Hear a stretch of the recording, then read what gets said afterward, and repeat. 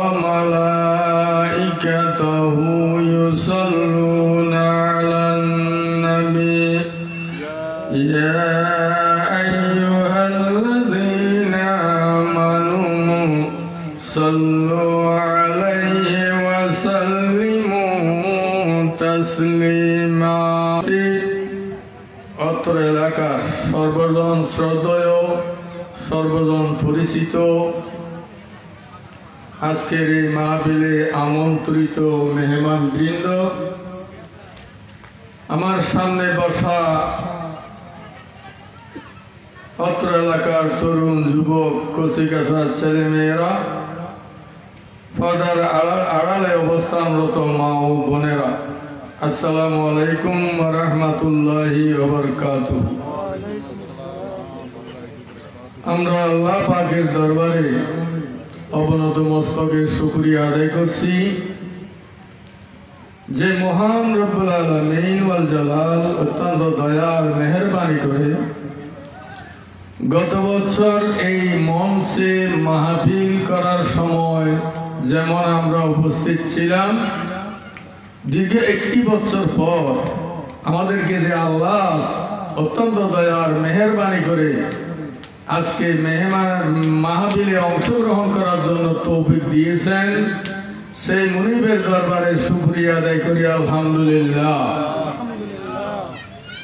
সাথে সাথে দরুদ আর সালাম পাঠ করছি মহানবী হযরতে মুহাম্মদুর রাসূলুল্লাহ সাল্লাল্লাহু আলাইহি সাল্লামের প্রতি, যে আল্লাহর নবী আখির জামানার খাতামুল আম্বিয়া সৈয়দুল মুরসালিন শফিউল মুজনাবিন, নবুয়তের 23টি বছর অত্যন্ত ত্যাগ তিতিক্ষের মাধ্যমে ইসলামের মতো একটি দিন, আল্লাহর কোরআনের মতো একটি কিতাব আমাদের পর্যন্ত পৌঁছ দিয়েছেন, সেই নবীর প্রতি অসংখ্য দরুদ আর সালাম পাঠ করছি।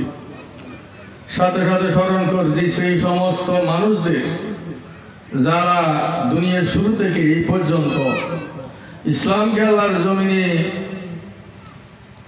কায়েম করার জন্য, ইসলামী বিধিবিধান আল্লাহর জমিনে বাস্তবায়ন করার জন্য যুগে যুগে শাহাদত বরণ করেছেন, নিজের শরীরে তাজা রক্ত ঢেলে দিয়ে আল্লাহর জমিনকে রঞ্জিত করেছেন। সেই সমস্ত শহীদদের আল্লাহ পাক যেন শহীদ হিসাবে কবুল করেন এবং জান্নাতের আলা মকাম যেন তাদেরকে দান করেন, সবাই বলেন আমিন। সাথে সাথে স্মরণ করছি অত্র এলাকাবাসী,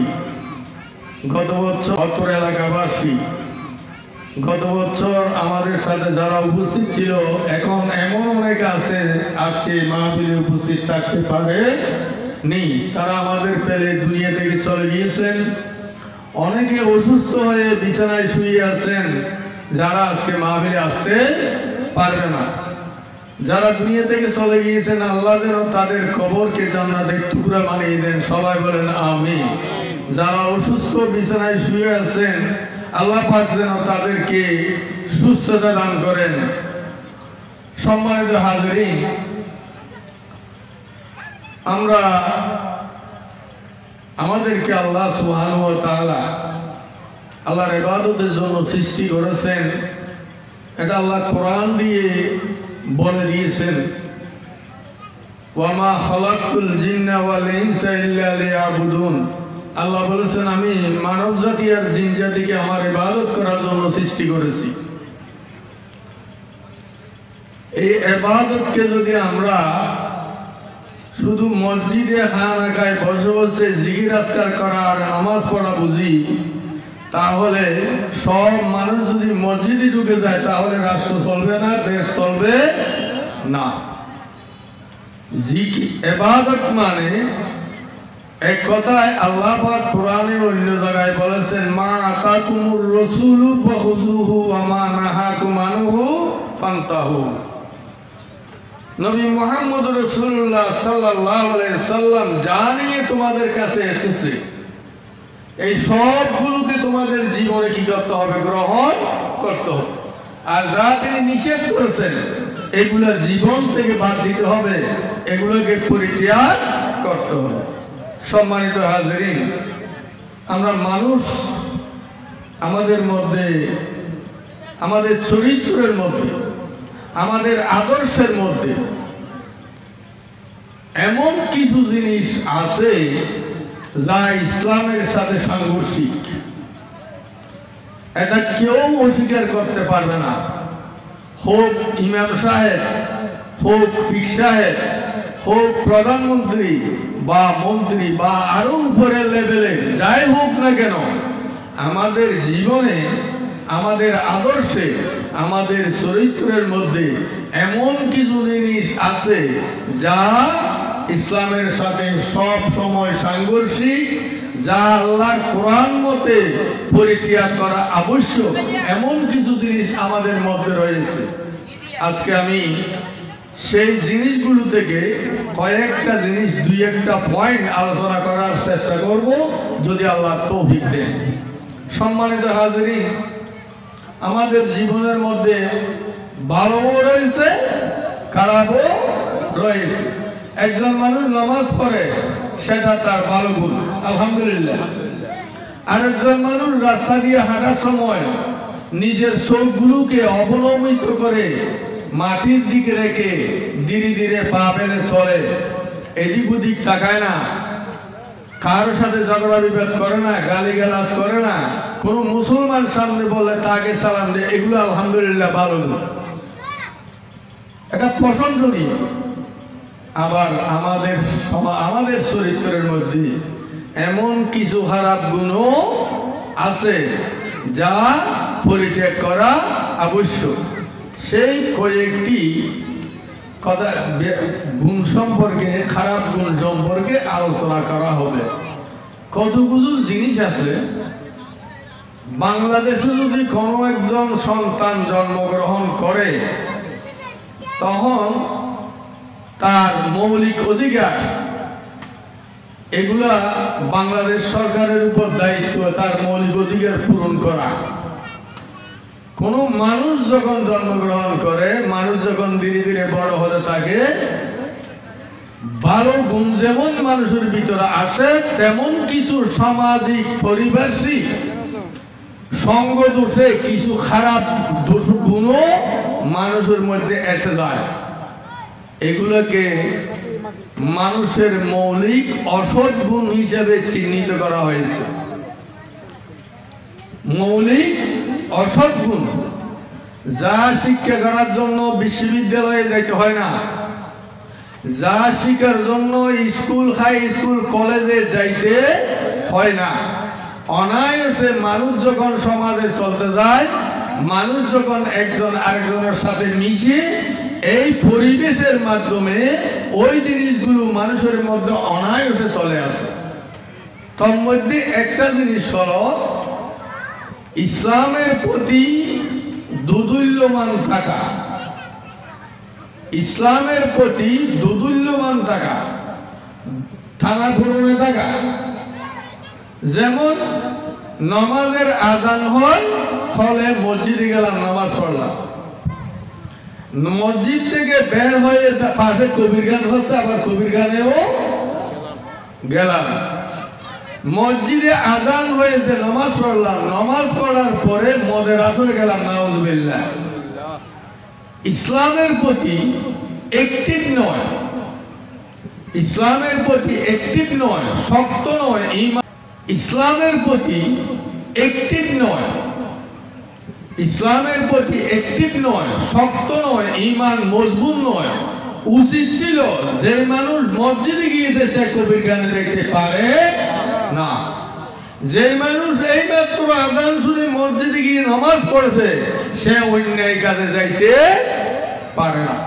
কেন যায়? ইসলামের প্রতি দুদুল্যমনা থাকা, অন্তরে ইসলামের যে অ্যাক্টিভিটিস এটা পরিপূর্ণ না থাকার কারণে মানুষ এমন হয়। আল্লাহ সুবহানাহু ওয়া তাআলা কোরআনে পাকের মধ্যে ইরশাদ করেছেন সূরা বাকারাতে, ওয়া ইযা লাকুল্লাযিনা আমানু ক্বালু আমান্না ওয়া ইযা খালাউ ইলা শায়াতিনহিম ক্বালু ইন্না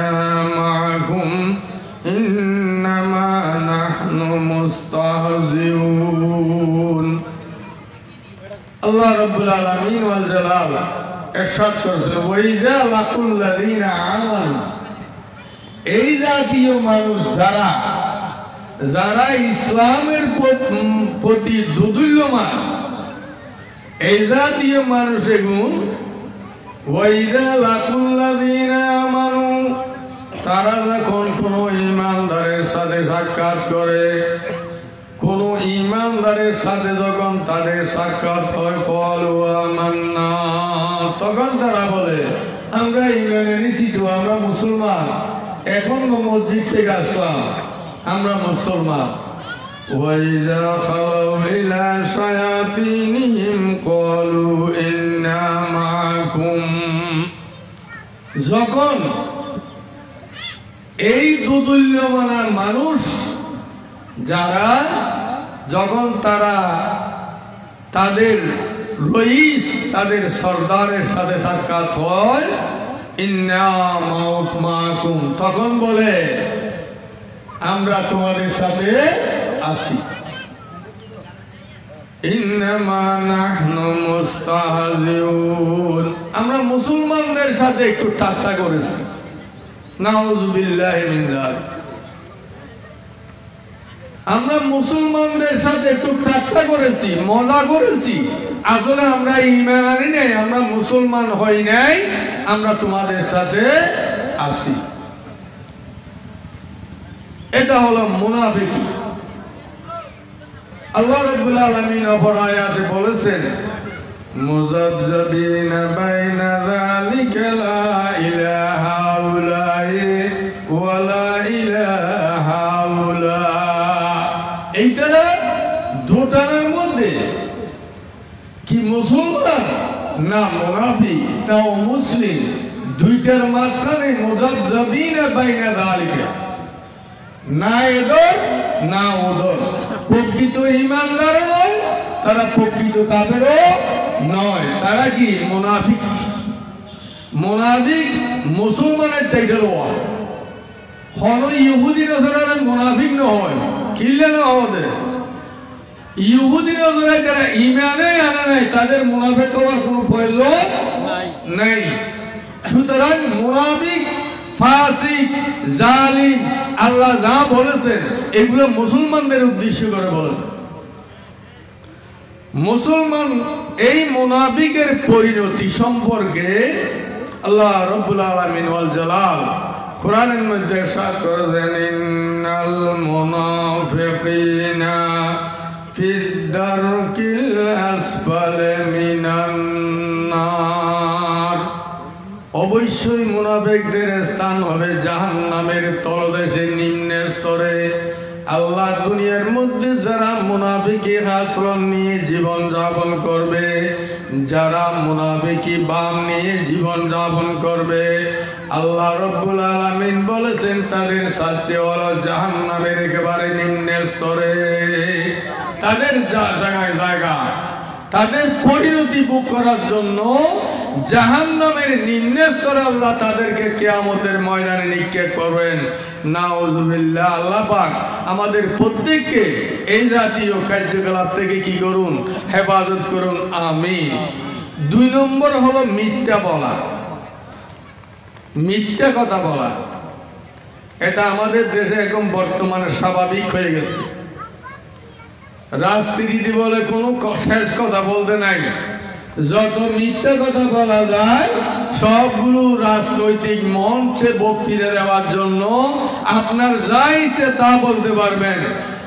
যদি বলা হয় ভাই আপনাদের আজকে এত বড় রাজনৈতিক মিটিং হলো, আপনাদের অমুক বক্তা অমুক নেতা এরকম বলেছেন, হুজুর জানেন না রাজনীতিতে শেষ কথা বলতে কোনো কথা নাই, এটা আপনি শুনেন নাই কারো কাছ থেকে, যা ইচ্ছে বলতে পারবেন। মিথ্যাও বলা যায়, ডাহা ডাহা মিথ্যা কথা সেখানে বলা যায়। এই মিথ্যা একটা নিকৃষ্ট অপরাধ, এটা সব সময় পরিত্যাজ্য। হাদিস শরীফে এসেছে মিথ্যা হলো সকল পাপের মূল, সকল পাপের মূল হলো এই মিথ্যা। এই মিথ্যে থেকে অবশ্যই কি করতে হবে, বাঁচতে হবে। আব্দুল্লাহ ইবনে মাসউদ রাদিয়াল্লাহু তাআলা আনহু আল্লাহর নবীর একজন জলিলুল কদর সাহাবী, তিনি বর্ণনা করেন রাসূলুল্লাহ সাল্লাল্লাহু আলাইহি সাল্লাম ইরশাদ করেছেন, ইয়াকুম ওয়াল কাযিবা ফা ইন্নাল কাযিবা ইয়াহদি ইলাল ফুজুরি ওয়া ইন্নাল ফুজুরা ইয়াহদি ইলান নার ওয়া মা ইয়াজালুর রাজুলু ইয়াকযিবু ওয়া ইয়াতাহাররাল কাযিবা হাত্তা ইয়াকতুবা ইনদাল্লাহি কাযাবান আও কামা ক্বালা আলাইহিস সালাতু ওয়াস সালাম। আল্লাহর নবী বলেছেন, হযরত আব্দুল্লাহ ইবনে মাসউদ রাদিয়াল্লাহু তাআলা বর্ণনা করেছেন, ইয়াকুম ওয়াল কাযিবা, তোমরা মিথ্যা থেকে বেঁচে থাকো, কেননা ফাইনাল কাযিবা ইয়াহদি ইলাল ফুজুর, মিথ্যা মানুষকে অসতের দিকে নিয়ে যায়, মিথ্যা মানুষকে ফাসিকির দিকে নিয়ে যায়। ওয়াইনাল ফুজুরা ইয়াহদি ইলান নার, আর অসত্যতা, ফাসিকি, অন্যায়কারী, এদেরকে এই অন্যায় তাদেরকে জাহান্নামের দিকে পথ প্রদর্শন করে। মিথ্যায় মানুষকে ফুজুরের দিকে পথ প্রদর্শন করে, আর ফাজেরি মানুষকে জাহান্নামের দিকে কি করে নিয়ে যায়। তাহলে এই মিথ্যা যদি আমরা ত্যাগ করতে না পারি, তাহলে অবশ্যই আল্লাহর নবীর হাদিস মতে এই মিথ্যা আমাদেরকে জাহান্নাম পর্যন্ত পৌঁছে দেবে। নাউযুবিল্লাহি মিন যালিক। সম্মানিত হাজিরিন, মিথ্যা বলা এখন একেবারে স্বাভাবিক। মা ছেলের সাথে মিথ্যা বলে, সৌদি আরবে ছেলে মা এখানে মোবাইল অন করছে, কথা হচ্ছে, ছেলে বললো যে আমি শুনছি আজকে আমাদের এখানে আমার বাড়িতে এরকম একটা ঘটনা হয়েছে। মা বলছে কখনো না। বন্ধু বন্ধুর সাথে মিথ্যা বলছে, এক বন্ধু চিটাগাং শহরে, আরেক বন্ধু সাতকানিয়ে, বলা হয়েছে এতক্ষণ সময়ে তুমি আসো, কেরানিয়ার দেখা হবে। সময় গড়াতে গড়াতে এক সময় ফোন করলো, বন্ধু তুমি কত দূর আসছো? বলতো যে এই তো আমি কেরানিয়ারের একেবারে নিকটে রাস্তার মাথায় এসেছি, কিন্তু তখনও ঘর থেকে বের হয় নাই। আরো যদি টাকা পয়সা কারো কাছে লেনদেন হয়, টাকা দেওয়ার কথা থাকে, তখন তো বলে যে আমি বড় বিপদে পড়ে গেছি, আমার ভাই একজন মেডিকেলে, আমি মেডিকেলে আছি। এই জাতীয় মিথ্যা বলা এমন একটা অভ্যাস হয়ে গেছে। আমাকে আপনাকে চিন্তা করতে হবে, ছোট ছোট ছেলেদের সামনে যে আমরা এভাবে মিথ্যা বলা, এটাতে আমরা অভ্যাসে পরিণত করেছি, তাহলে আমার এই ছেলে প্রজন্ম, ভবিষ্যৎ প্রজন্ম, তারা একেবারে মিথ্যা ছাড়া আর কিছু বলতে পারবে না। মিথ্যা বলা বড় অপরাধ। ওয়াইনাল ফুজুরা ইয়াহদি ইলান নার, ফাজরি, খারাপি, অসততা, অন্যায়কারী, মিথ্যা, এগুলা মানুষকে জাহান্নামের দিকে নিয়ে যায়। ওয়া মা ইউজালুর রাজুলু ইউকাযিবু ওয়া ইয়াতাহাররা, মানুষ এইরকম মিথ্যা বলতে বলতে মিথ্যা যখন এটা মানুষের অভ্যাসে পরিণত হয়ে যাবে,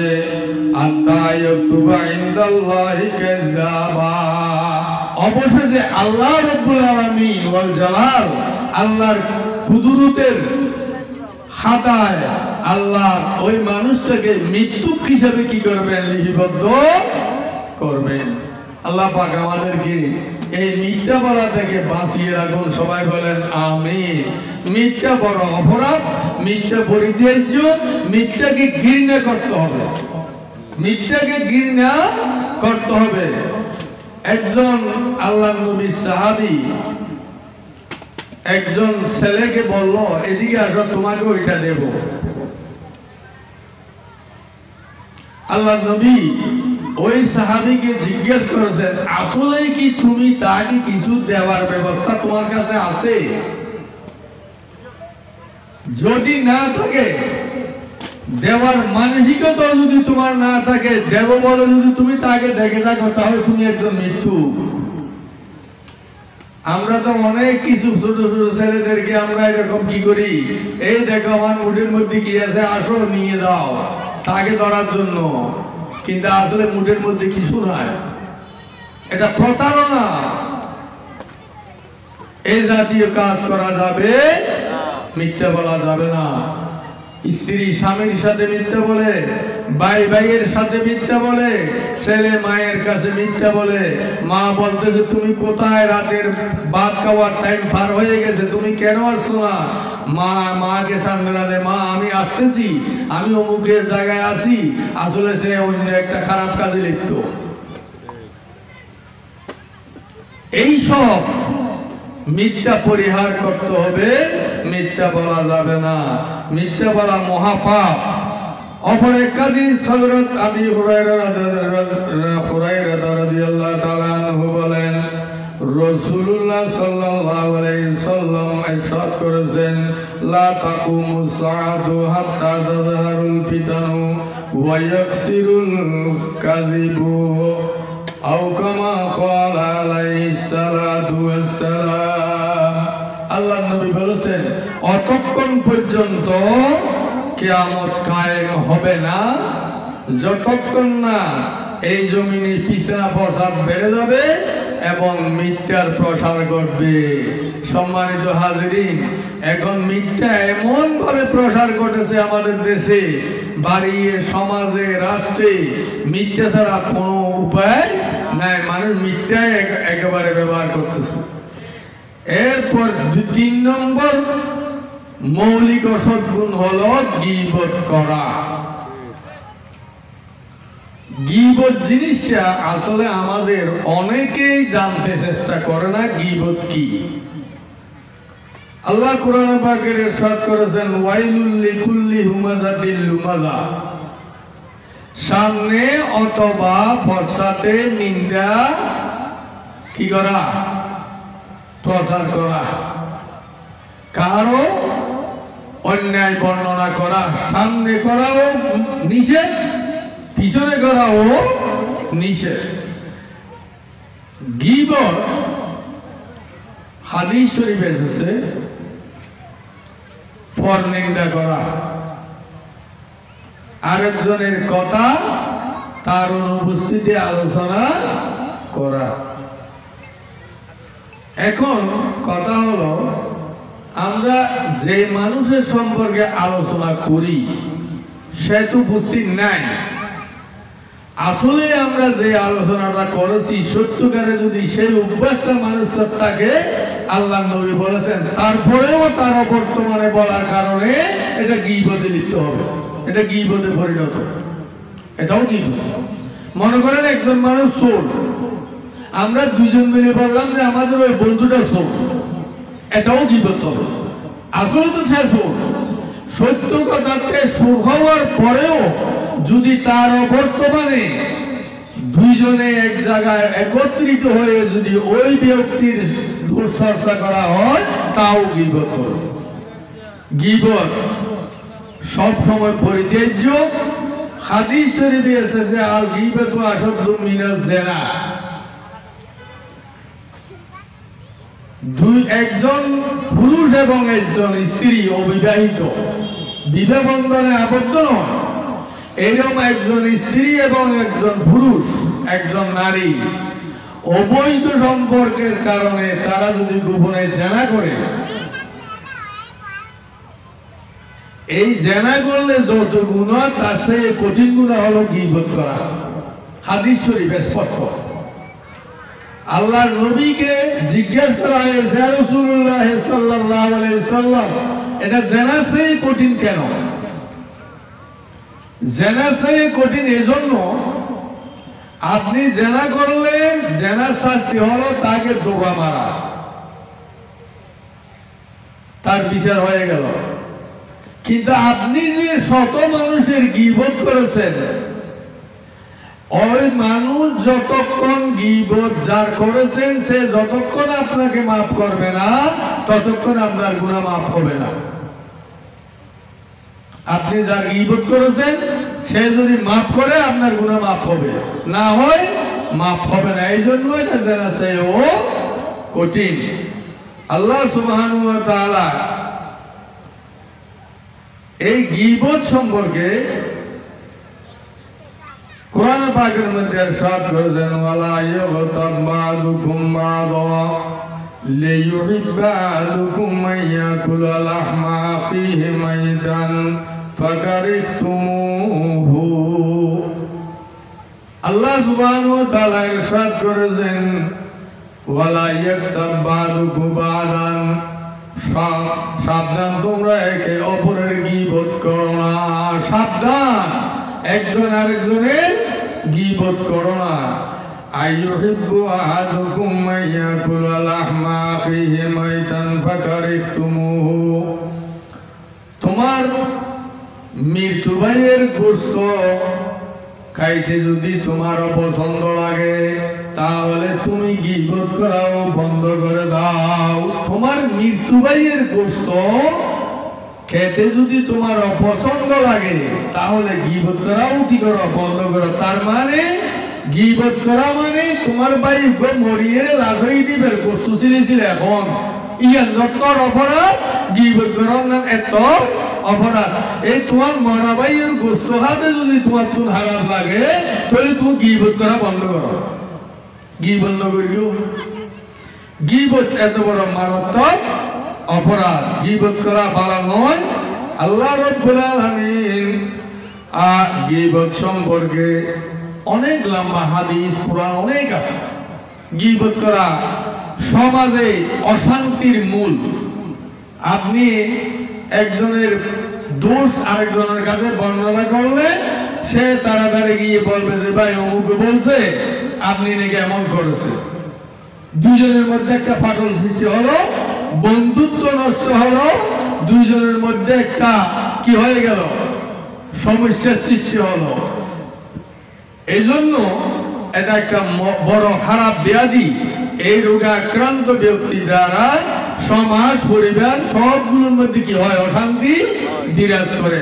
সুতরাং এটা ত্যাগ করতে হবে।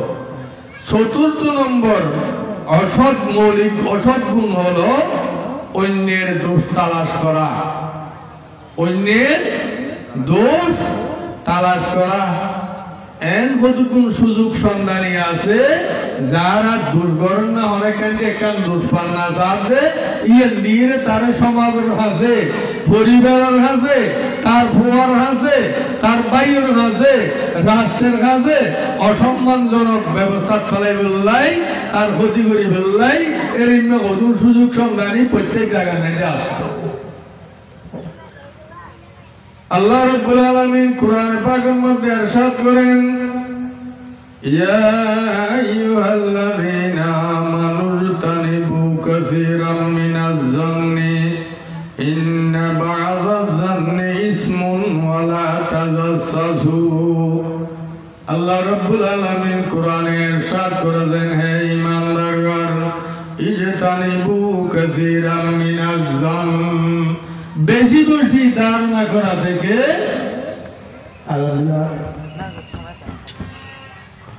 বেশি বেশি ধারণা করা থেকে তোমরা বেঁচে থাকো। ধারণা করা মানুষ দুয়া রাতিয়া নিজের রাস্তা দি আর হতুম গাছতলা বই বই তারা আমি তারা ঘরের দিকে এখন তো গাছতলা বই মোবাইল ছিল বা তখন আম নাই হওয়া দিয়ে তারা কেন শুরু হইতে তার ভাবলা মনে মনে ধারণা অনুমান। আল্লাহ ওই ইমানদারও তোমার ধারণা করা থেকে বেঁচে থাকো। ইন্নাল বা'যাজ যান্নি ইসমুন, হন হন ধারণা গুনায় পরিণত হয়। তুমি ধারণা করিও দিদারা চুরি করতে যার, যদি ইতারা মসজিদে নেই নামাজ পড়তে যা হয় তাহলে তোমার ধারণা ইয়ান গুনাহ। এত লাই ধারণা তুমি কি করা বলিব, বাঁচা থাকা বলিব, ওয়ালা তাজাসসু, আর জন দুষ্ট দই ইয়ারা দোষ কয় বললাই বহুত মানুষের ইমিয়াজ খাওয়া দাওয়া এইটারও বাড়িতে যে বই দিয়ে দিয়ে গোপন কিছু খবর পাওয়া দেখতে নাউজুবিল্লাহ না এর বেড়ার হান্দায় গড় বিড়াল মনে বই দেওয়া দেয় এইটারও বৌজি ফোয়া বড় ফোয়া হাল্লা হর মোবাইলে কি হর আনবাদি নামাদি উনি দেয় ইয়াদ আর একটা বাইরে যে মোবাইল করে কি হ্যাক করে না ক্যাং করে দেয় একজনে হঠাৎ বলে বলে আরেকজনের মোবাইলে জাগই এই ব্যাগ কি রইয়ে দেয় আল্লাহ কোরআন কইতে বলা তাজাসসু আরেকজনের দুষ্ণ দই ইন হারাম ইন মানুষের মধ্যে অসৎ গুণ নামাজ পড়ন ভালো গুণ চুরি করার নান অসৎ গুণ নামাজ পড়ল মানছি চুরি করল মানছি চুরি করার নান পরিত্যাজ্য নামাজ পড়ার নান হইতে গ্রহণযোগ্য এত লাই অসৎ গুণ জিন আছে ইন ক্যাং করি গেলা বলব বাদ দেয়া করিব ওয়ালা তাজাসসু মানুষের দোষ নদওয়াইও দোষ একখান পাই আমার দৌড়ি যাইয়েরি আর ক্যাং করি সাত দোয়ানো বেয়ানে বাজার দি বইয়ের সাত দুন রাজা হইব এই চিন্তা ফেরদর গুণ হরিয়ে তোরা দে গুণ হল একটা নুন নিয়ে দে অনেকটা নিয়ে দাইয়ে দে যাই মত সাত দোয়ানো দি হয়তোবা খালিয়া রাতিয়ার খবর খবর জানাও না দেখো কি আছে দূরাই গুম্মার দে কেন জানাও না এখন ইতারা হয়তো আলাদা কিছু বই নিয়ে তারও শুরু করে গিয়ে দিরা বাজি হ্যাঁ এরিম্যা ফরদ দোষ আর কান্দি দাইরে বর্ণনা করন আল্লাহ কোরআন দিয়ে আল্লাহ মানা করি ওয়ালা তাজাসসু মানুষের দোষ নটা তালাই নগরিও দোষ নত হইও আল্লাহ নবী হযরত মুহাম্মদ রাসূলুল্লাহ সাল্লাল্লাহু আলাইহি ওয়াসাল্লামের ارشاد করেন দে আল্লাহ হ্যাঁ عن أبي هريرة رضي الله تعالى عنه قال قال رسول الله صلى الله عليه وسلم كل المسلم على المسلم حرام ماله وعرضه ودمه حسب امرئ من الشر أن ينكر أخاه المسلم أو كما قال عليه الصلاة والسلام সম্মানিত হাজরিন ইসলামের দুর্মূল্যমান দেখা মিথ্যা বলা গীবত করা অন্যের দোষ তালাশ করা এই যে চারটি কথা আমি বলেছি এগুলো হারাম শুকুরের মাংস আমরা খাই না কেন এগুলো হারাম এগুলোও হারাম শুকুরের গোশত খাইলে যেগুলো হবে এটাও তার চেয়ে মারাত্মক সুতরাং এই জিনিসগুলো যদি আমরা সমাজ থেকে পরিবার থেকে ব্যক্তি জীবন থেকে যদি পরিহার করতে পারি তাই আমরা আশা করতে পারি আমাদের অদূর ভবিষ্যৎ আমাদের ভবিষ্যৎ প্রজন্ম একটি শান্তিময় দেশ এবং রাষ্ট্র একটি দিন পাবে সেই জন্য আমাদেরকে এগুলো কি করতে হবে পরিত্যাগ করতে হবে ওয়া তৌফিক ইল্লা বিল্লাহ আলাইহি তাওয়াক্কালতু ইলাইহি উনীব।